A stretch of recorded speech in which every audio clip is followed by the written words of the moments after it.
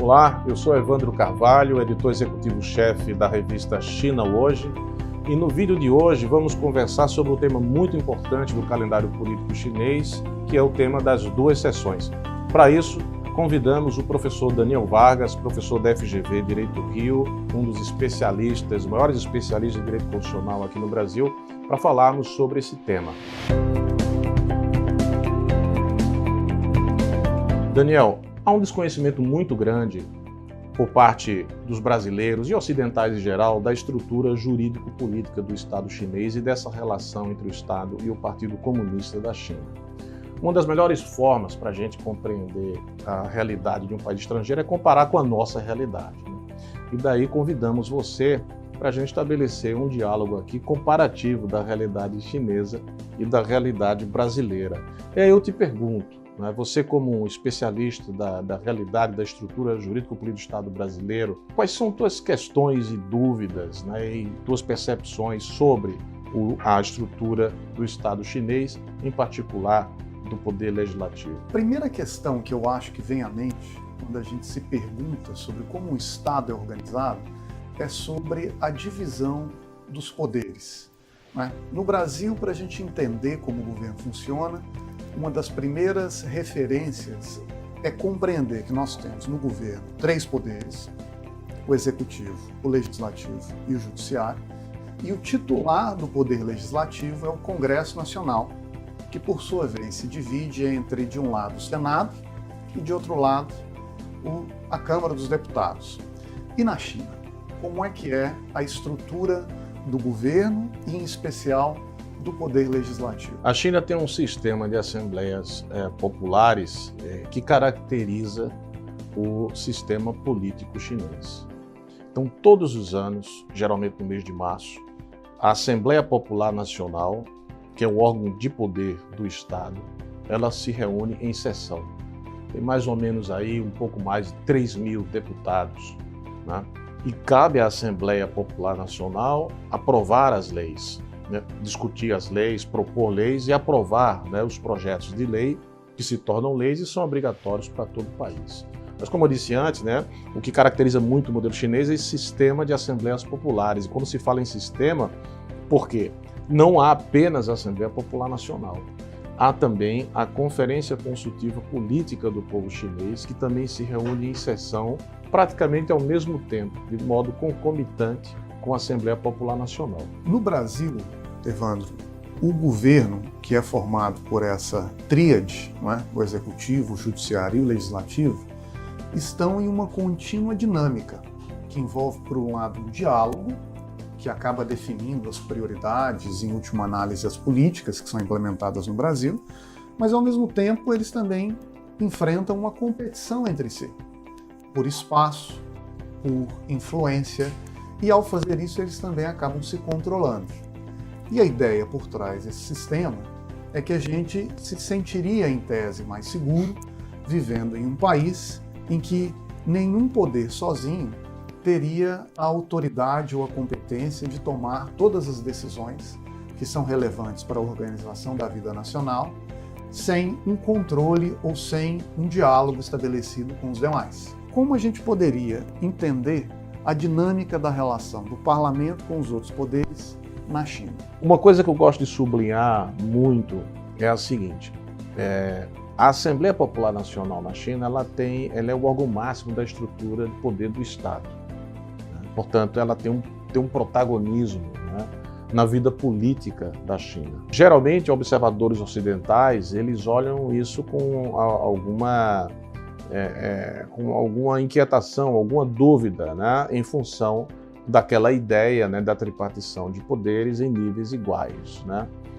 Não é que não seja assim na China, mas a China ela respeita muito um aspecto que é dito nas democracias ocidentais, mas que também está em xeque, que é a seguinte: quando se questiona a preponderância, o protagonismo, ou o fato da Assembleia Popular Nacional ser o poder máximo do Estado, a pergunta que é feita por parte dos chineses é o seguinte: o poder pertence a quem? Ao povo. Se pertence ao povo, Então, é o órgão onde o povo está representado que tem que ter um peso maior. Eu achei interessante esse comentário, Evandro, porque eu tenho a impressão que hoje, grande parte dos países no Ocidente, incluído o Brasil, é montado em torno de uma estrutura mais ou menos padronizada que foi estabelecida a partir de experiências de alguns poucos países há 200 ou 300 anos. O que é feito contra esse modelo de democracia constitucional é que ele parece ter se descolado da base do regime. E muitas vezes as pessoas que exercem o poder perderam ou reduziram a sua capacidade de fato se conectar com os verdadeiros anseios e expectativas populares. Uma curiosidade que eu às vezes tenho, Evandro, quando eu tento entender um pouco melhor o funcionamento do sistema político chinês, é a relação entre o parlamento central e esses órgãos representativos parlamentares em um nível intermediário e local. Na China, há também uma divisão de competências estabelecida entre o legislativo central, o parlamento chinês, e os parlamentos estadual e municipal. O Brasil é uma federação, né? Ou pelo menos deveria funcionar como uma federação, né? Você tem a União e os Estados federados, né? Com relativa autonomia legislativa, né? No caso da China, é um Estado unitário, né? Então não funciona como federação. Porém, há uma divisão de competências daquilo que cabe à Assembleia Popular Nacional, que se reúne, né, em sessão, né, anual, e daquilo que compete às Assembleias Populares das províncias e dos municípios, por exemplo, né? Então, há distinções de competência, né? Agora, é evidente que a Assembleia Popular Nacional ela dá as diretrizes principais para toda a nação. Vale salientar uma coisa que eu acho interessante. Há um grau de flexibilidade grande para que as províncias possam adotar determinadas políticas públicas adaptadas às suas realidades. É como se você tivesse uma certa orientação do Estado, né, para uma determinada política pública e uma fase de experimentação, né, que deixa que as províncias possam adotar as políticas que elas considerarem mais adequadas e depois, se for o caso, transformar uma política pública adotada em uma província que foi tida como exitosa, transformar ela numa política pública nacional. Esse é um ponto interessante, porque o espírito do federalismo, que eu sei que não é o caso da China, a China é um país unitário, como você falou, mas o espírito do federalismo, em vários países que adotam esse regime, assim como o Brasil, é de valorizar a experimentação local e regional, como se o país fosse um laboratório de inovação disseminada para que cada parte possa aprender com as experiências alheias. O que muitas vezes acaba acontecendo no Brasil, é que na prática esse processo de experimentação é tolhido, entre outras razões, porque a gente adotou uma espécie de simetria geral. Eu faço esse breve comentário, o que você está dizendo, a meu ver, parece que direciona a experiência, a história, a trajetória chinesa em outro caminho. Lá parece que há mais espaço para essa variação de elaborações legislativas e para experimentos de políticas públicas em áreas diferentes do país. É isso mesmo? Se a gente observa a mudança da política de filho único, né, onde agora é permitido ter 2 filhos, antes de se adotar essa política em nível nacional, o que foi que o governo central fez? Permitiu que províncias e municípios diretamente subordinados ao governo central pudessem adotar políticas sobre esse assunto, de maneira autônoma, por assim dizer. O governo central observa por um tempo aquelas políticas públicas, né, e estuda as consequências e o impacto e na sequência, adota aquela que considera a mais adequada para todo o país. Então é curioso, né? Porque em princípio a gente pode ter a percepção que um Estado unitário poderia ser mais engessado que uma federação.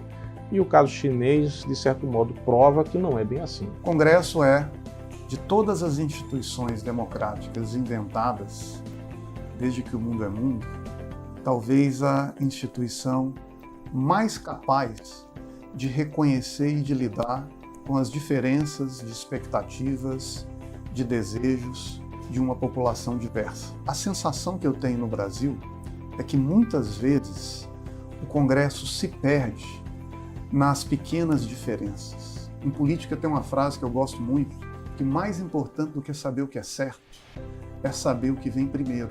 Porque você pode ter um conjunto de verdades ou de desejos abstratos disponíveis na mesa, mas não ser capaz de eleger entre eles por onde começar para saber avançar.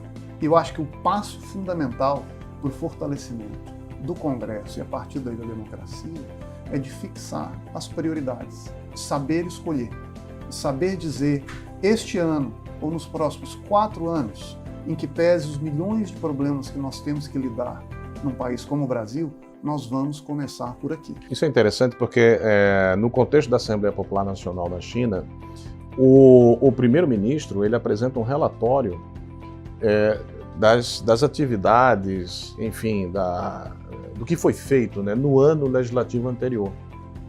Né? Então, o executivo presta contas anualmente daquilo que ele se comprometeu um ano antes. E se comprometeu publicamente, não só perante a população chinesa, que a mídia chinesa repercute, mas também até a mídia internacional que está presente. Então, um ano depois, ele vai lá e vai dizer, olha, o que foi atingido como meta e, eventualmente, o que não foi atingido como meta. E nessa mesma sessão, né, se aprova um relatório com as novas metas a serem alcançadas ao final de um ano.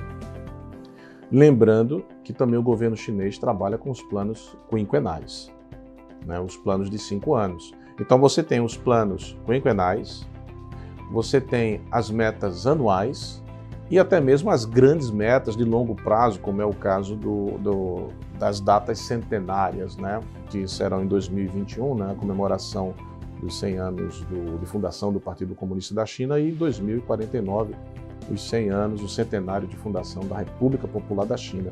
Então, de certo modo, é algo assim a ser destacado, né? Essa capacidade e esse cuidado, essa preocupação em estabelecer, como você mencionou, né, o que vem primeiro. Né? Estabelecer metas, torná-las públicas, né, e prestar contas ao final dela. E isso se dá onde? Na Assembleia Popular Nacional. Então isso também é simbólico, né? Quer dizer, não é um comunicado dentro de um gabinete. Né? O primeiro-ministro vai lá, né, e apresenta publicamente, inclusive diante de toda a mídia internacional. Quando eu penso no legislativo brasileiro, o que me vem à cabeça é, de fato, uma caixa de ressonância, mas que é formada pela Câmara e pelo Senado, no plano federal. Né? O poder legislativo, ele funciona como o verdadeiro vocalizador dos anseios e das expectativas populares.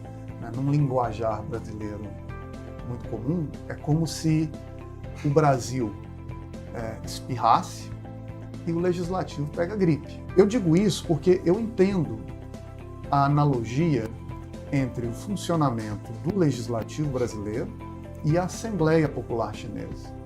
Mas me parece peculiar essa instituição que você mencionou, do Conselho, que funciona como uma espécie de ouvidoria ou de órgão complementar da estrutura política chinesa e que também tem o poder de ouvir ou de vocalizar as experiências populares. E aí eu te devolvo a pergunta. Como que, para a nossa experiência, a gente consegue entender o funcionamento dessa instituição na sua relação com o que seria o Congresso na China? Como pensar esse modelo chinês, tendo em conta a ideia, né, que eu tenho de Estado a partir do que eu estudei a respeito do Estado brasileiro. E é interessante porque eu percebi daí uma certa inteligência do Estado chinês, né, da vida política chinesa, ao criar essa Conferência Consultiva Política do Povo Chinês. Porque, sendo uma estrutura de eleição indireta, se criou uma espécie de uma estrutura paralela de diálogo, né? Onde você tem representantes da sociedade, que fazem parte da Conferência Consultiva Política do Povo Chinês, inclusive membros que não são filiados a partidos nenhum. Cidadãos que não têm partido nenhum, eles participam da Conferência Consultiva Política do Povo Chinês. Esse tipo de diálogo ele é muito interessante, porque, como você também deu a entender, Evandro, aqui no início da nossa conversa, muitas vezes a gente tende a olhar para o mundo a partir de um referencial que a gente já possui, que a nossa experiência nos deu, que a gente leu no livro, que a gente herdou dos nossos antepassados. E isso, por um lado, nos dá uma segurança de entender a nossa realidade, mas também acaba servindo como um limite do que mais a gente poderia fazer ou que outras experiências poderiam ser reveladoras para nosso próprio aprendizado.